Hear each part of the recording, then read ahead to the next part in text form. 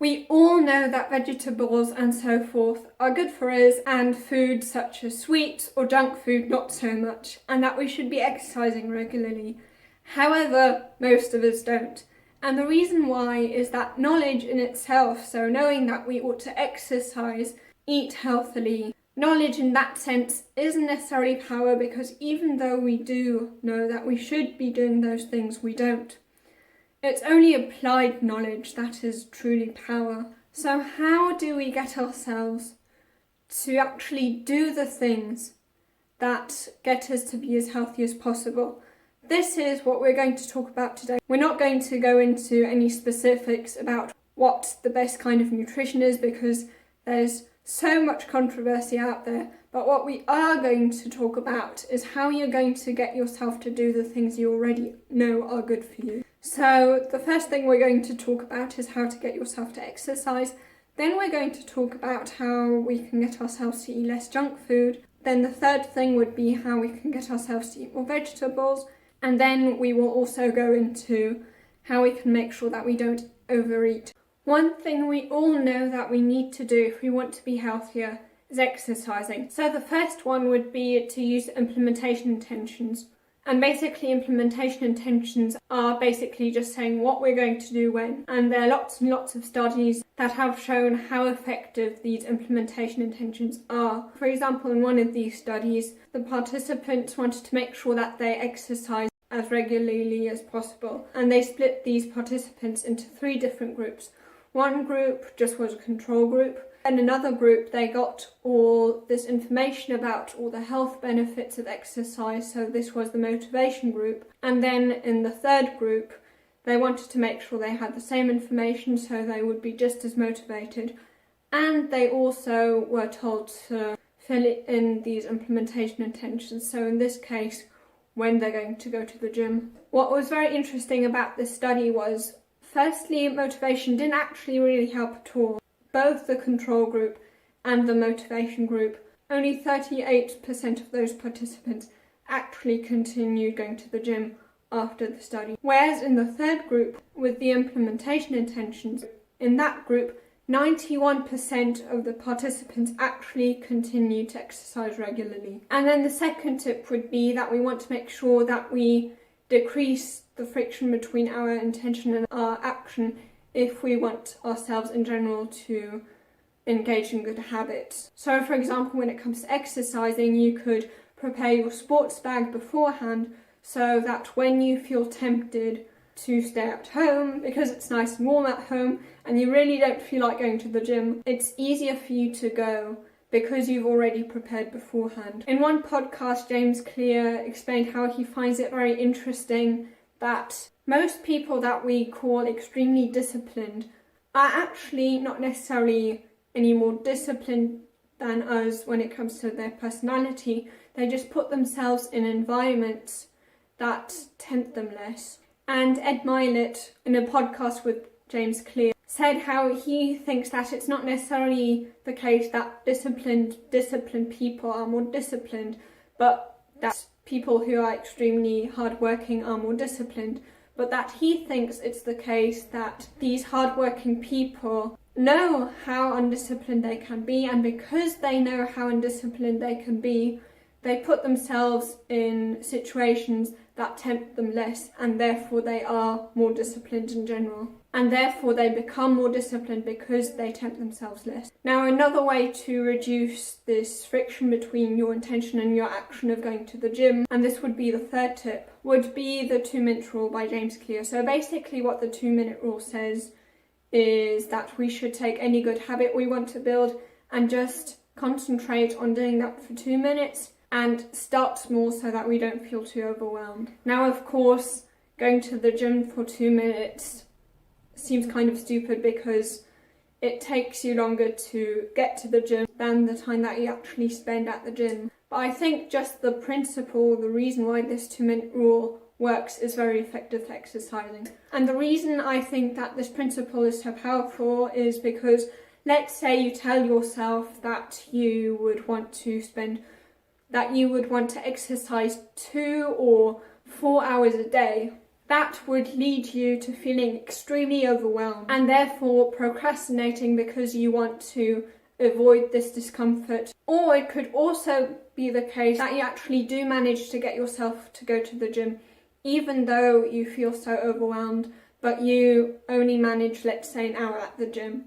And then even though you've actually done something, you're kind of punishing yourself for not living up to your expectations because they were so high. And then because you feel like you've done nothing even though you've actually done something, because you feel less good about yourself because of what you're comparing yourself to, you're less likely to go in future because you didn't get the reward of feeling good about yourself for going. Just tell yourself that you're just going to do it for, let's say, 20 minutes or half an hour, and then you will probably, once you're in the gym and you see that it's more doable than you thought it would be, now you can see whether you're going to stay longer. And in many cases it's just that this first step is so difficult and then you manage to go on for a long time. And then the fourth tip would be to use the 2-day rule, which basically means that you're allowed to miss 1 day of not going to the gym when you intend to go to the gym, but you're not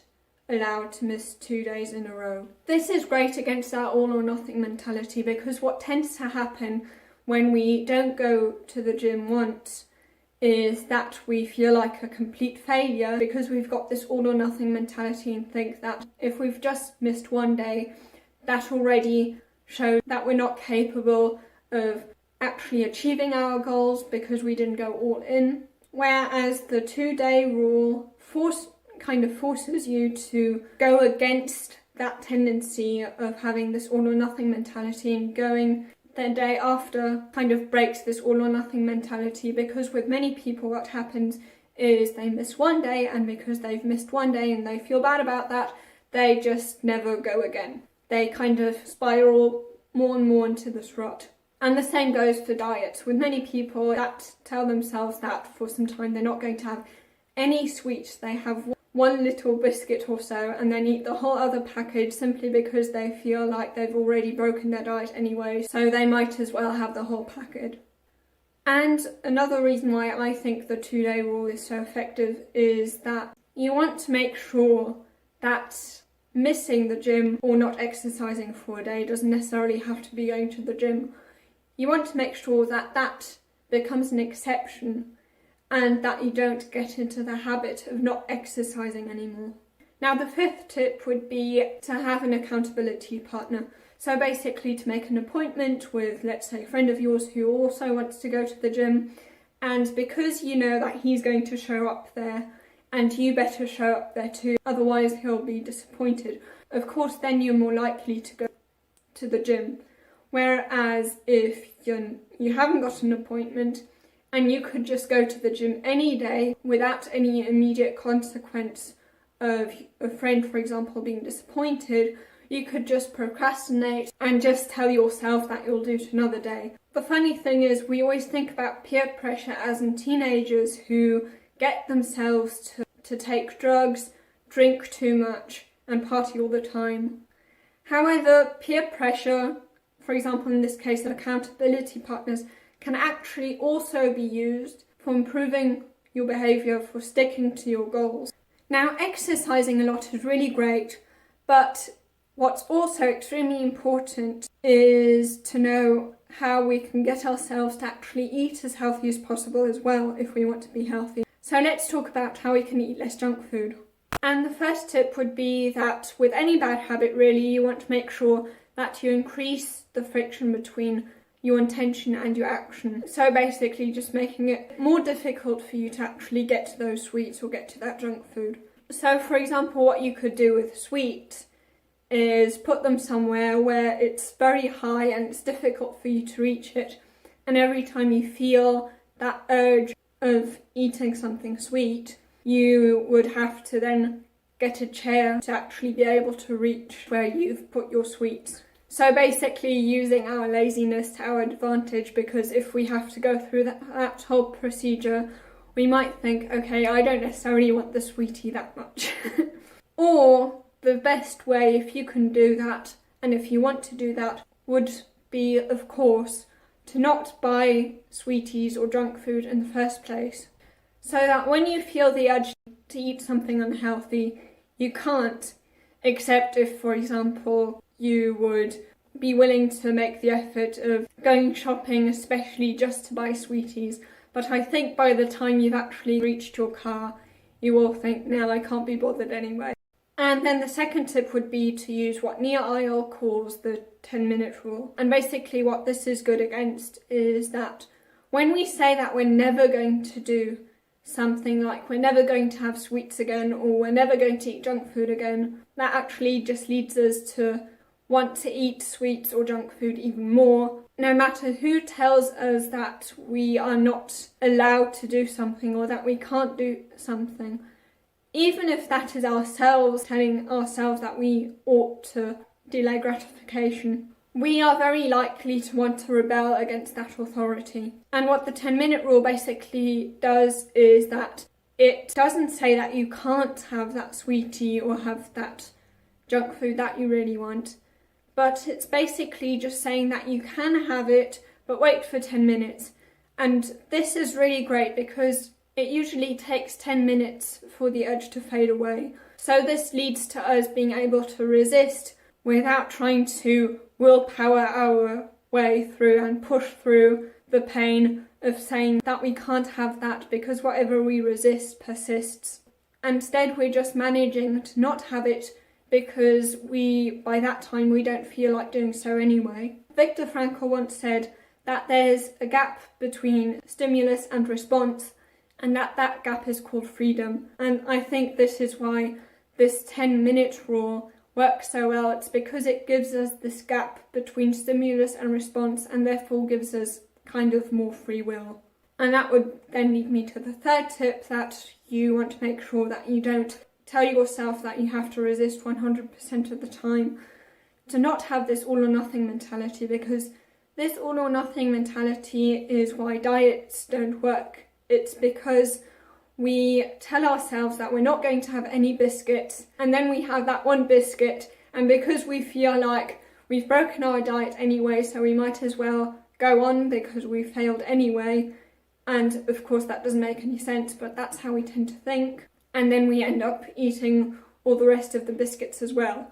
And then the fourth tip would be to be more kind to ourselves, because when it comes to motivation, especially discipline, we think that we need to be really, really harsh with ourselves to be able to be as disciplined as possible. However, as you'll see in one study that I'm going to go into very soon, you will see that this isn't necessarily the case, that when we are very cruel to ourselves, we're more disciplined. In fact, it's quite the opposite. So in this study, it was basically a study on women who all were on a diet. And these women were told to taste a donut by the researchers. And then these women were split into 3 different groups. So one was a control group. This group probably beat themselves up because that's what we usually tend to do when we, for example, break our diets. Then another group, and this was the self-esteem group, was told to just write 10 things that they like about themselves. And then the third group was the self-compassion group, which were told to see, yes, it wasn't necessarily too good that they broke their diet, but as long as they don't do so in future anymore, everything's okay. You can be compassionate to yourself. It happens. What's very interesting about this study is that after these 3 groups were told to do that, they were put into 3 different rooms. All of these rooms had lots of M&Ms. The researchers just told them that this also was part of the study, that they wanted them to taste M&Ms for, and they didn't tell them the real reason behind it. But what they actually did is that after the groups left, they measured how many M&Ms each group ate. And what was very interesting is that the self-compassion group was the group that ate the least sweets after that. And the self-esteem and control group, the self-esteem group didn't really have an advantage. So basically all these affirmations about telling yourself in front of the mirror how great you are doesn't really work. Now, if we want to be healthy, of course, it's not enough to just eliminate junk food. We also want to make sure that we add vegetables and fruit in anything that's healthy for us. So let's talk about how we can get ourselves to eat more fruit and vegetables. So the first tip would be to decrease the friction between your intention and your action, which I've already mentioned before.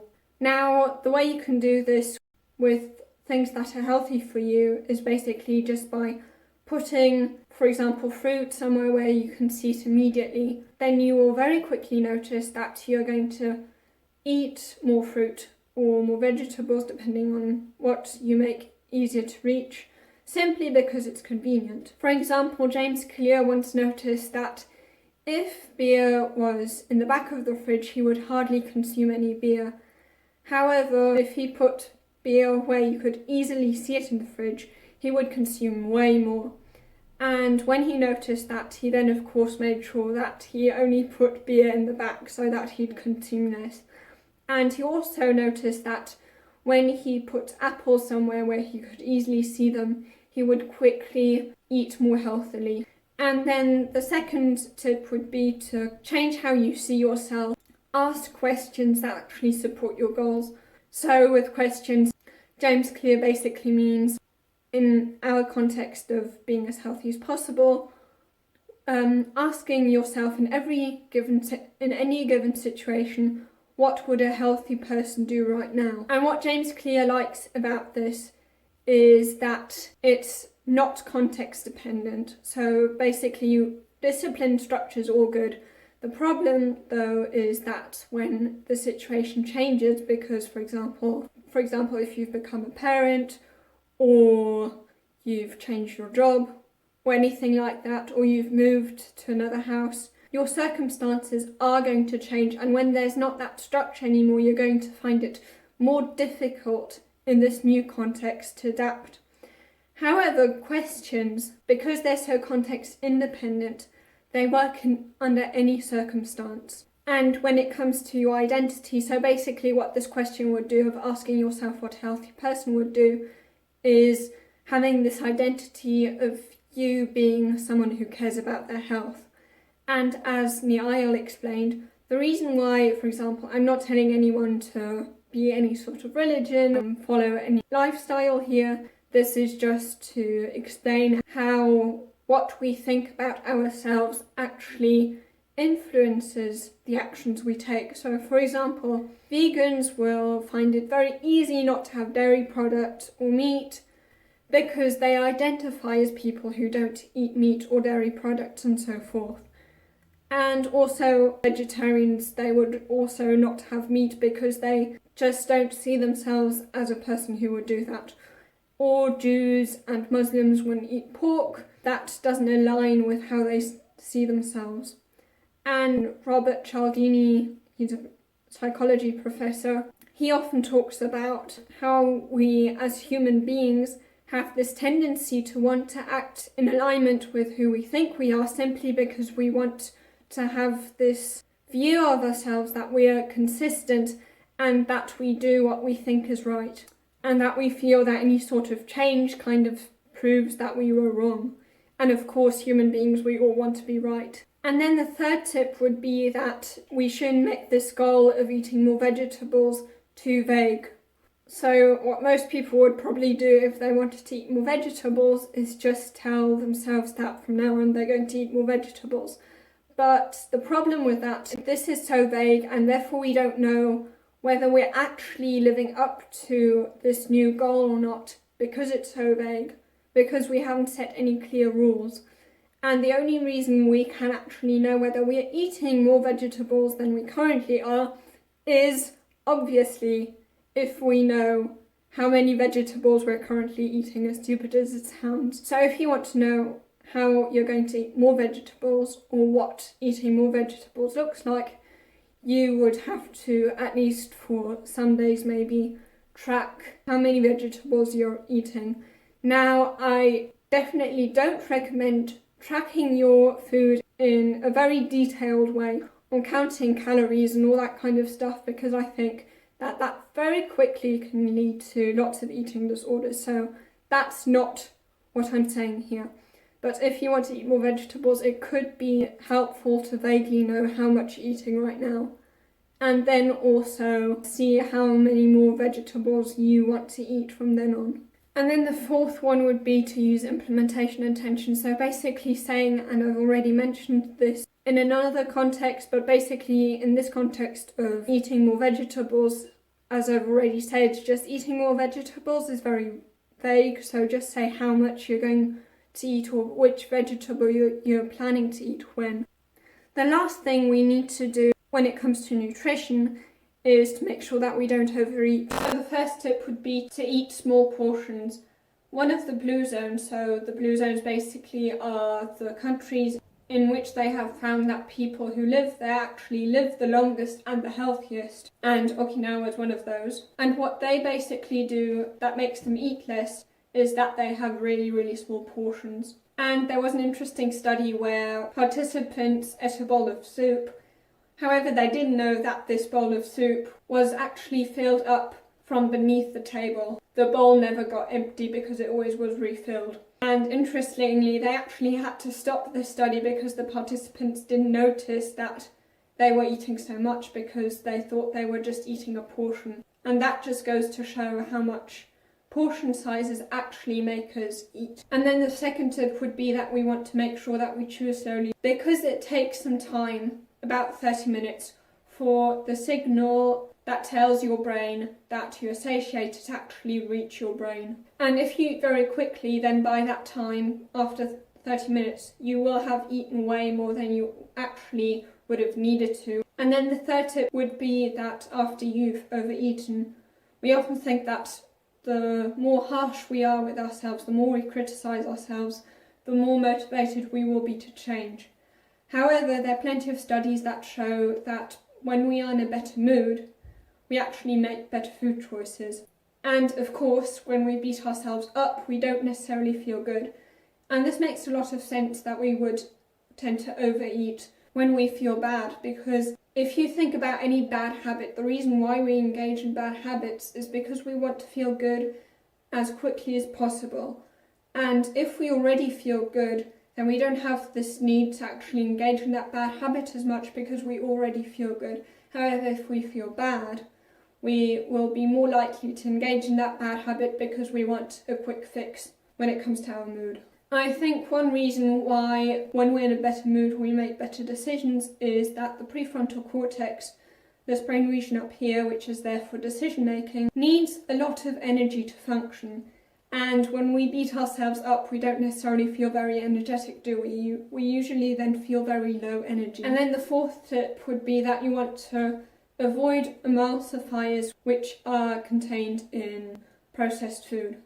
So what emulsifiers do is that they strip away the lining of our gut, and therefore these neurons retract deeper into our gut, which make signals such as CKK, which tell our brain that we feel satiated to never be deployed. And then the fifth tip, in general, just avoid processed foods, because food industries know exactly the perfect ratio of sugar and fat that makes us feel very, very addicted. And in a study they actually found with both obesity-prone rats and a strain of rats that was raised to be obesity-resistant, usually the obesity-resistant rats would eat less than the obesity-prone rats.